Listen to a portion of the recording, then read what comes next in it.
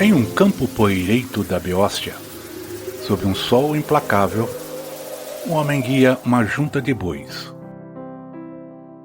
A lâmina de madeira do arado abre um sulco escuro e reto na terra pálida.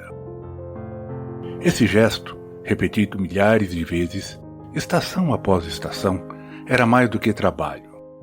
Era um ato de fé e de sobrevivência, o alicerce sobre o qual se ergueu toda a civilização grega. Enquanto os deuses governavam os ciclos da natureza, eram as mãos humanas, guiadas por conhecimento ancestral, que transformavam a paisagem agreste em pão. Hoje, vamos seguir o rastro do arado. Vamos decifrar o calendário ditado pelas estrelas e desenterrar as ferramentas simples, porém geniais, que permitiram a terra de solos pobres e verões muito secos nutrir filósofos, artistas e a primeira democracia do mundo. Esta é a história não dos mitos, mas dos métodos, a história do suor e do saber que alimentaram a Grécia Antiga.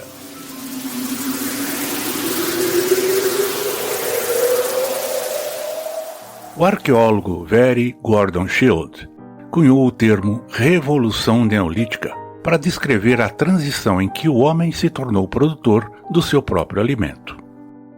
Na Grécia, essa revolução ecoou por milênios. A agricultura de grãos, trigo, cevada, centeio, não era apenas a base da dieta. Era a própria condição para a vida sedentária, para a formação das cidades, para o que os gregos entendiam como vida civilizada. A polis, a cidade-estado, era intrinsecamente ligada à chora, o território agrícola que a sustentava. A relação era simbiótica. A cidade oferecia proteção e mercado, o campo oferecia o sustento. Como Aristóteles observou, nenhuma cidade poderia existir sem que sua base agrícola. Atenas, com toda a sua glória intelectual, dependia absolutamente dos campos da Ática e das importações de grãos do Mar Negro. Mas como se cultivava esse sustento? Que saberes, transmitidos de pai para filho, garantiam que a colheita não falhasse? Para encontrar essas respostas, nosso guia mais fiel será o poeta Hesíodo, que em Trabalhos e Dias, por volta do século 8 a.C., nos legou um verdadeiro calendário agrário que regia a vida do homem comum.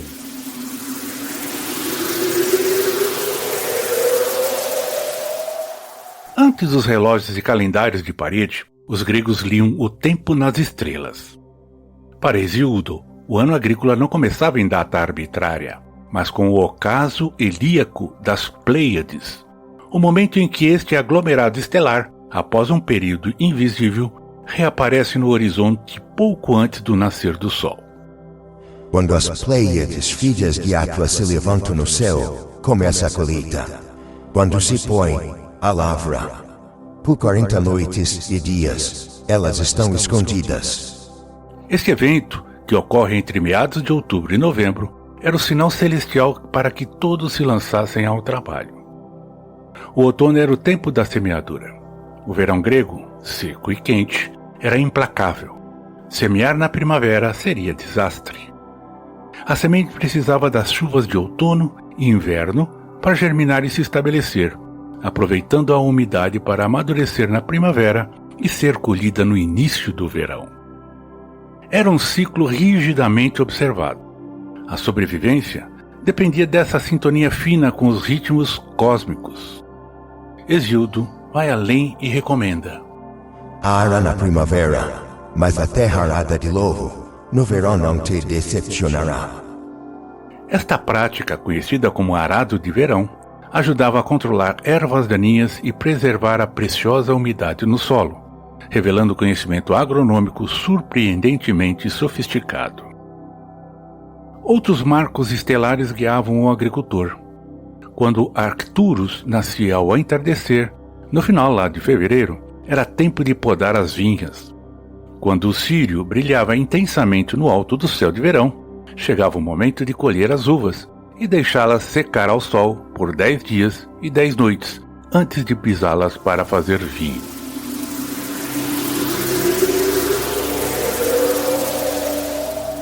No coração de todo o processo estava o arado. Nosso conhecimento sobre ele era um quebra-cabeça montado a partir de versos poéticos, pinturas em vasos áticos e pequenos modelos de terracota descobertos na Beócia.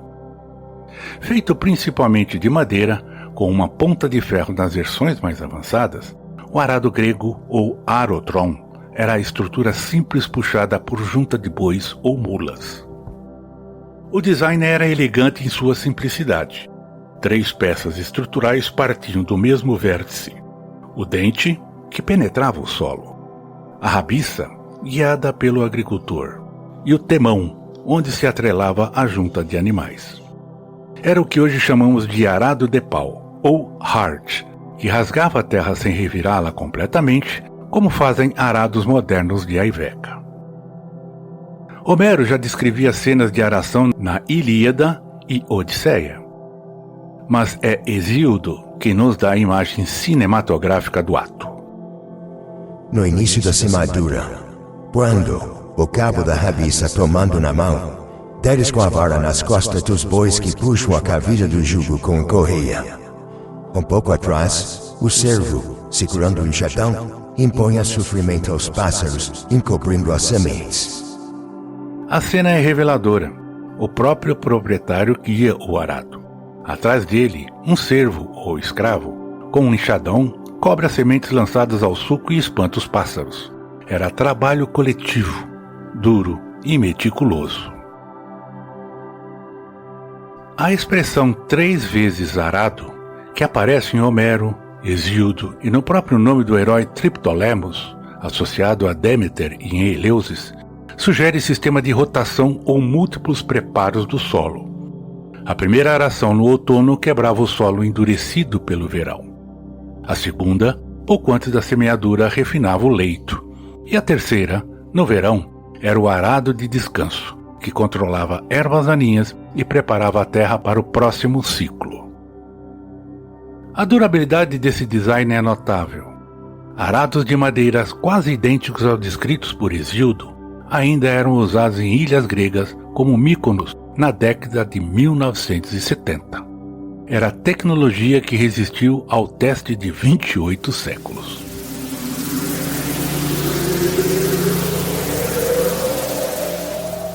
A aração era apenas o começo. Entre as semeaduras e a colheita, meses de cuidado separavam a promessa da realização. Xenofonte, em seu Econômico, recomenda capinar as ervas daninhas, tarefas incessante e manual que consumia dias de trabalho. A foice, com lâmina de bronze ou ferro em formato curvo, era a ferramenta da colheita, usada para ceifar os talos dos cereais. O agricultor segurava o feixe com uma mão e cortava com a outra, deixando assim os grãos caírem sob panos estendidos no chão. A debulha ocorria em uma eira, área de terra batida, onde os grãos eram separados da palha pela ação de animais caminhando sobre eles ou de um mangual, instrumento de 2 varas conectadas que o trabalhador batia ritmicamente sobre os feixes. O movimento criava padrão hipnótico que ecoava em canções de trabalho. Em seguida, a joeira. Com o lignon, um cesto largo e raso, o agricultor lançava os grãos ao ar nos dias de vento. A palha, mais leve, era levada pela brisa enquanto os grãos pesados caíam de volta ao cesto. Era uma dança com os elementos, conhecimento corporal que levava anos para aperfeiçoar. O armazenamento era crítico. Os grãos eram guardados em pitói, grandes jarros de cerâmica com capacidade para centenas de litros. Mantidos em locais secos e arejados, Hesíodo advertia para verificá-los constantemente, pois ratos, umidade e insetos eram inimigos constantes. Uma colheita bem armazenada garantia a sobrevivência no inverno. Uma mal protegida significava fome.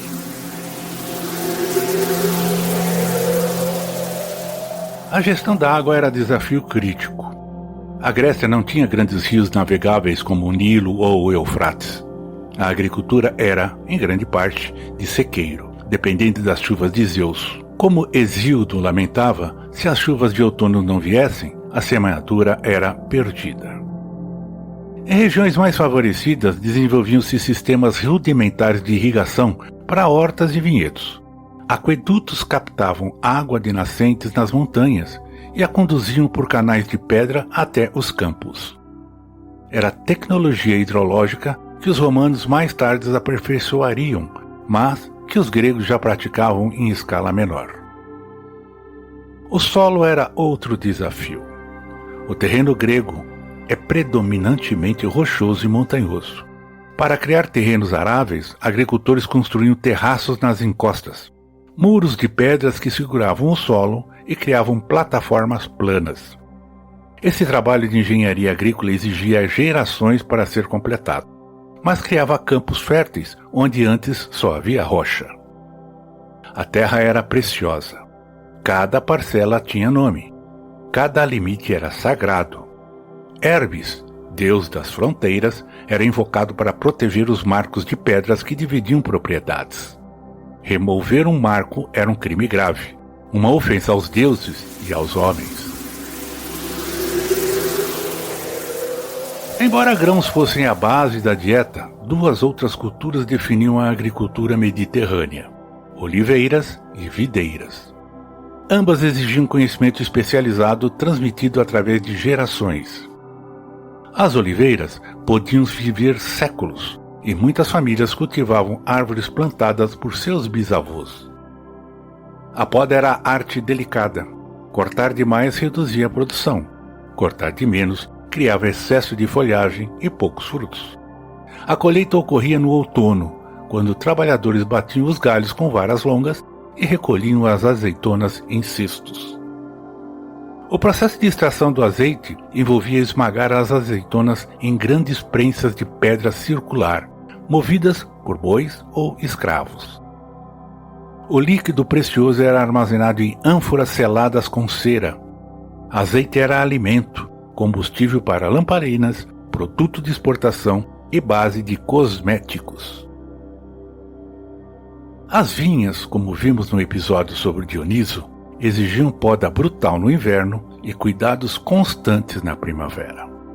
A colheita de uva era momento festivo, celebrado com música e oferendas ao deus. Após a secagem ao sol, as uvas eram pisadas em grandes tanques de pedra, ou lenos, onde trabalhadores dançavam e cantavam enquanto o suco fluía. O camponês grego não era mero executor de tarefas. Era astrônomo amador, meteorologista, conhecedor profundo dos solos e das sementes. Sua vida era regida por conhecimento empírico, transmitido oralmente e codificado na poesia de Hesíodo, que via na agricultura não apenas meio de vida, mas caminho de virtude. As técnicas que exploramos, o calendário estelar, a aração tripla, o uso eficiente de ferramentas simples, foram o alicerce invisível do mundo grego.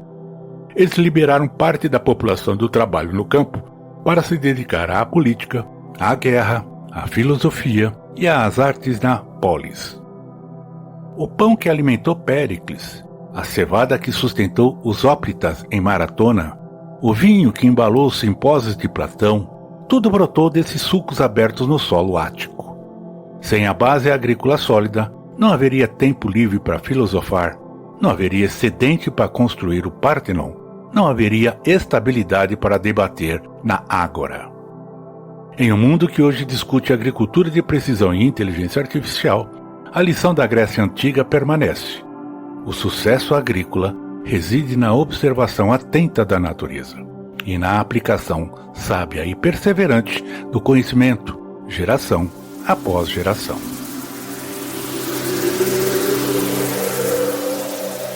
Da próxima vez que você ler sobre a Ágora de Atenas, onde Sócrates debatia, ou sobre o teatro de Dioniso, onde Eurípides encenava suas tragédias, lembre-se do som do arado abrindo a terra, do suor do homem que seguia os bois, da paciência daquele que esperava as chuvas e observava as Pleiades. Toda a glória da Grécia clássica foi construída sobre a solidez silenciosa e o trabalho árduo de seus campos. Os filósofos que questionavam a natureza da realidade dependiam de camponeses que compreendiam a natureza do solo. Os dramaturgos que exploravam a condição humana eram sustentados por agricultores que respeitavam as condições da terra. Hesíodo sabia disso, por isso escreveu não para os aristocratas da cidade, mas para seu irmão Pérsis, homem do campo. Por isso transformou o conhecimento agrícola em poesia épica, elevando o trabalho manual à dignidade da arte. E por isso seu legado perdura, não apenas nos museus, mas em cada campo onde se planta, em cada colheita que alimenta a humanidade. Entendemos como os gregos cultivavam a terra. Mas quem eram os donos desta terra? Como era distribuída a propriedade agrícola? E o que acontecia quando poucos concentravam muitos, enquanto muitos não tinham quase nada? A questão agrária foi o problema político central da Grécia Antiga. Gerou revoltas, reformas, tiranias e até a própria democracia ateniense. Solon, o legislador de Atenas, precisou enfrentar uma crise agrária que ameaçava destruir a cidade. Em Esparta, a distribuição desigual de terras levou ao colapso do sistema militar. No próximo episódio, exploraremos terra e poder, a economia agrária e os conflitos sociais da Grécia Antiga. Prepare-se para descobrir como a luta pela terra moldou a política, a sociedade e até a filosofia grega. Não perca!